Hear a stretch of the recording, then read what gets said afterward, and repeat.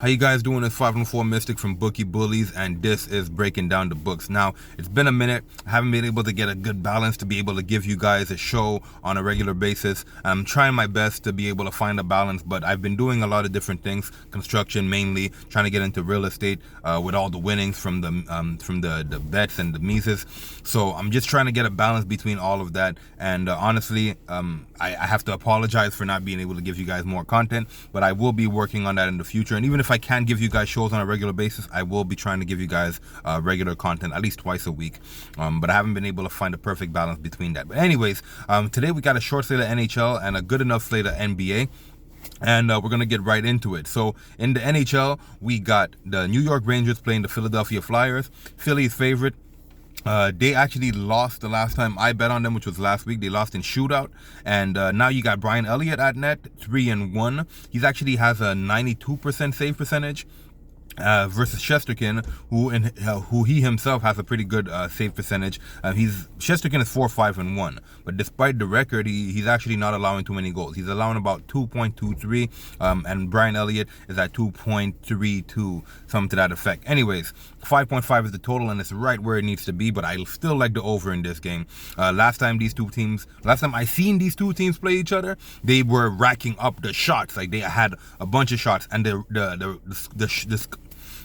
stat sheet or the scoreboard, sorry about that, is not going to tell you the full story of what happened, because New York was really putting their bodies on the line. They had about 50 block shot, and if you have to account for all those block shots, let's just say 50% of those 50 shots, which amounts to about 25, would have probably landed on goal. So just to say, the stat sheet really doesn't show you the full story when it comes to these two teams facing off. I think they're really well balanced, and they're pretty evenly matched. So if I had to pick a side, I'd probably go Philly. Obviously, they're the favorite team, but I would have to say the over is probably where I'm looking at this. I think this one's going to be fireworks. Now, today we got the Toronto Maple Leafs also in the next game versus Calgary Flames. You got Hitchinson. Hitchinson is 1-1-0 for the Toronto Maple Leafs. You got David Rittich, who's 1-3-0. And obviously, the last time Toronto played, they got spanked. So they're actually the top team in the Northern Conference, or the Northern Division. And getting spanked by the same team, 3-0, they basically got blanked, and they allowed a shutout. So I think Toronto in their own rights is probably going to come out guns blazing. I mean, everybody thinks so. But minus 150 to win $100. I'm sorry, it's not enough for me. I'm going to have to skip over this game and watch. Next, you got the Anaheim Ducks versus the Arizona Coyotes. Coyotes got Quamper at net.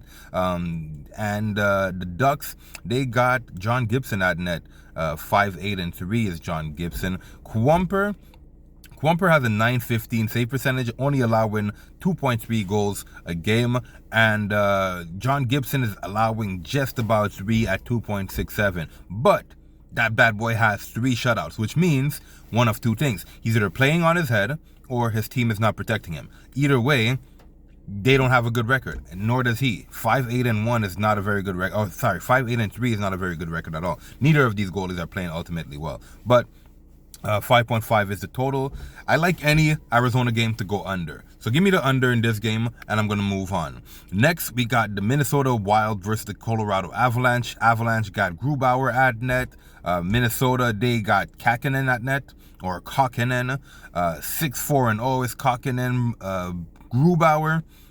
Grubauer actually has 2 shutouts under his belt, allowing just under 2 goals a game. One of the best performing goalies in the league right now.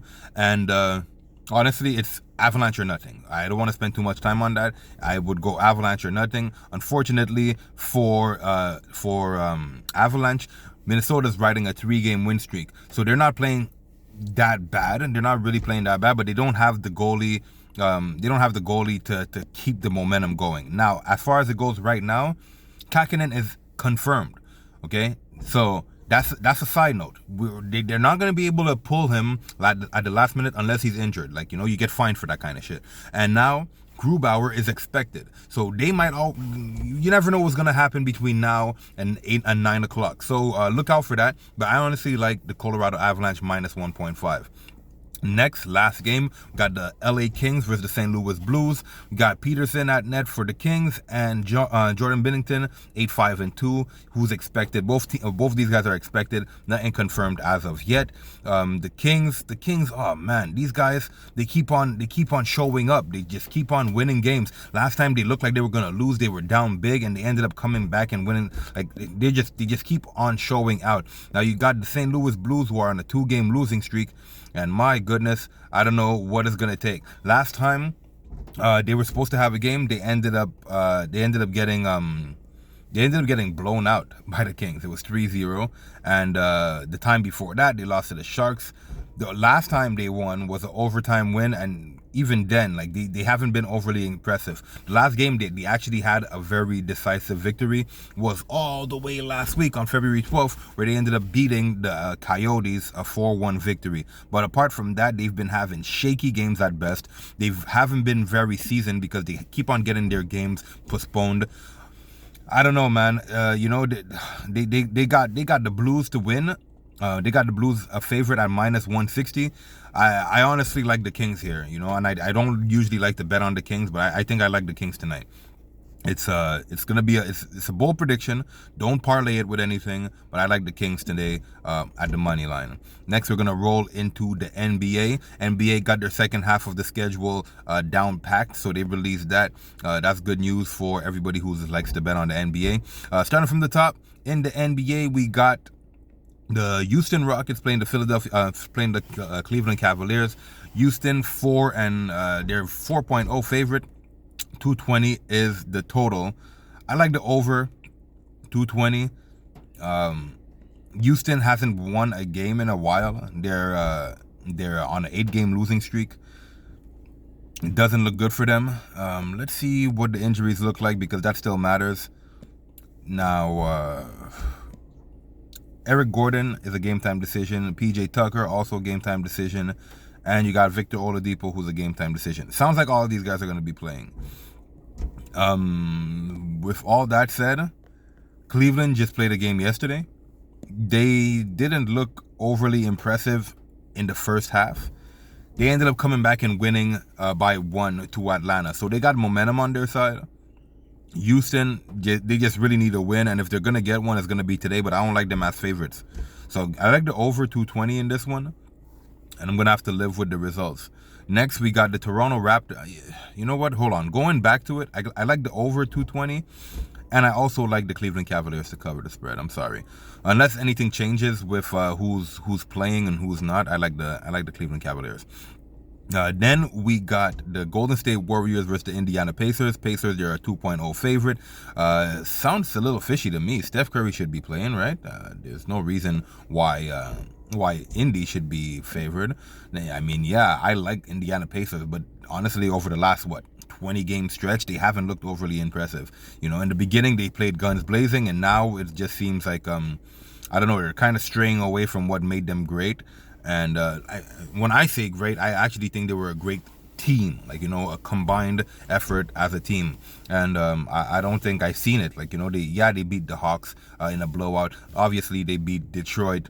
Who hasn't beat Detroit? But they had a bunch of tough losses to teams that they really should have beaten, or that at least I felt like they should have beaten. Right now, they're 4th in the East at 15-14. I think they should be a little bit higher, but according to the stats and all of that, advanced analytics, they're right where they need to be. Unfortunately, they weren't overly well manned over the last few weeks. So, anyways, with all that said, Golden State is underdog. I would probably like the Golden State pick. 231 is the total. Give me the under. Let's see Indy play some defense today. I think they could do that. So give me the under 231.5. I don't think the Warriors have that much firepower. They got Steph.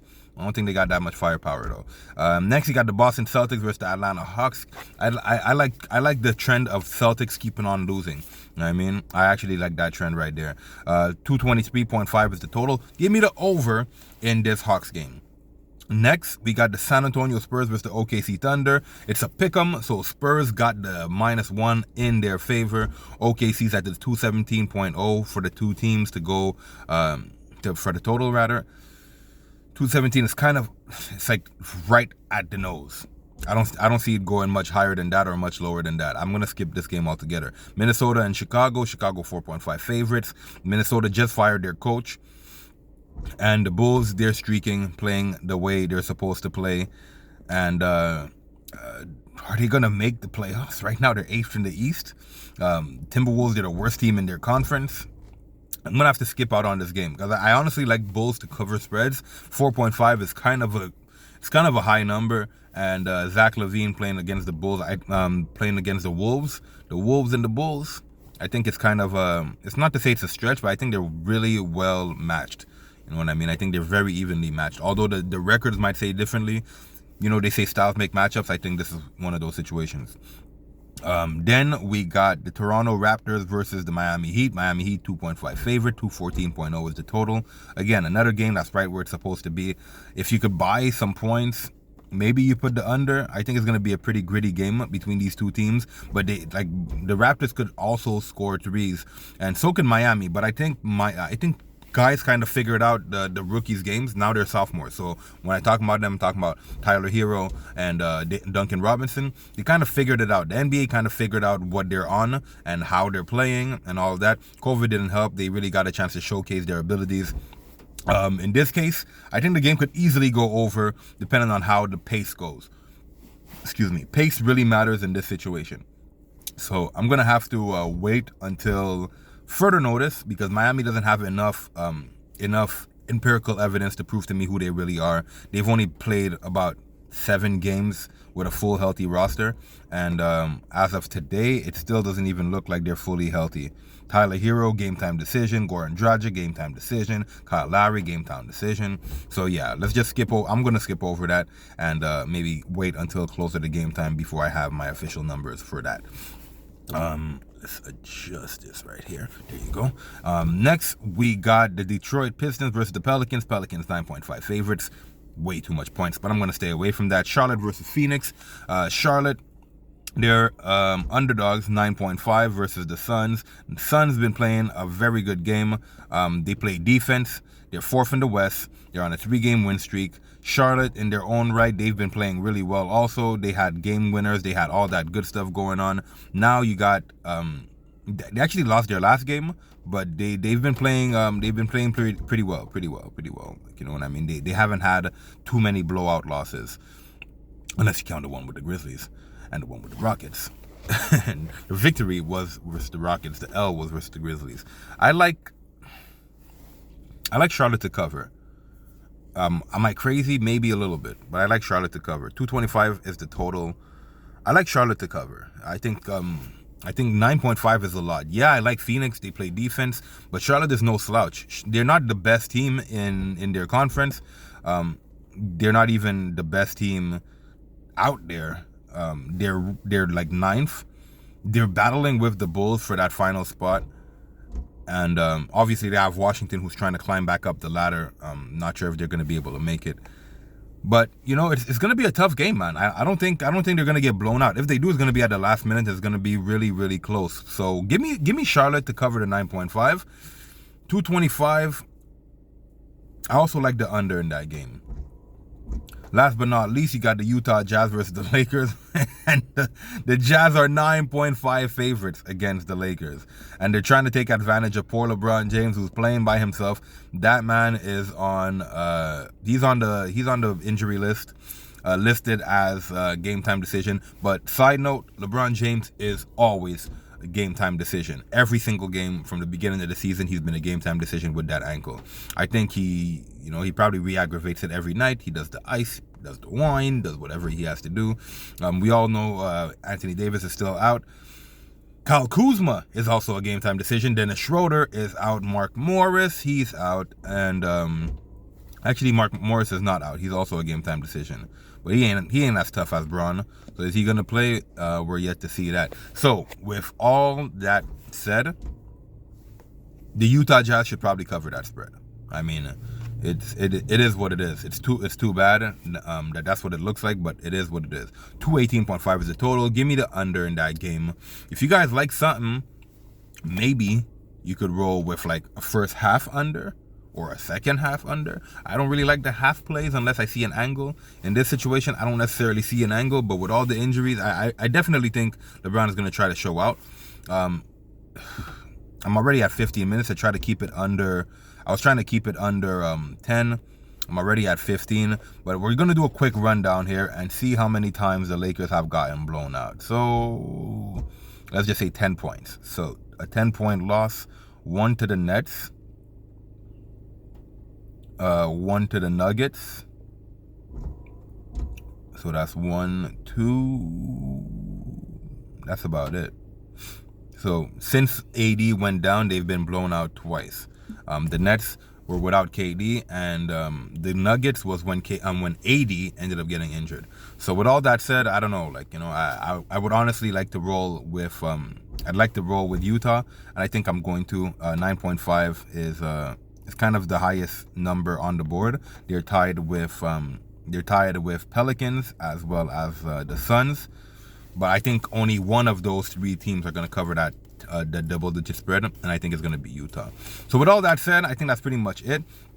We could do the rundown, although I didn't jot any of these down. So let's go back to the NHL and see if I could pinpoint exactly what I had. So starting from the top, we had the over in the Rangers game.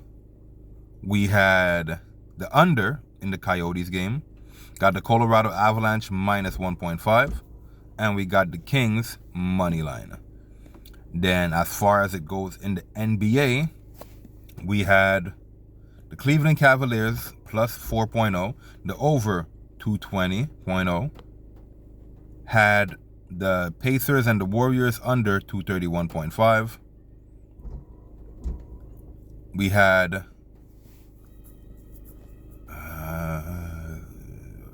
under the 221.5. We got the Jazz to cover the 9.5. And it looks like that's about it. And that's pretty much it. So yeah, if you guys like the plays, feel free to shout me out in the comment section. And I'll tell you, like I tell you all the time, please do not bet what you can't afford to lose. It's a marathon, it's not a sprint. So before you leave, just please go ahead and smash that like button, share, comment, subscribe, and hit the notification bell so you're posted anytime I post videos like these. So stay safe, be good, and I'll see you again next time. Peace.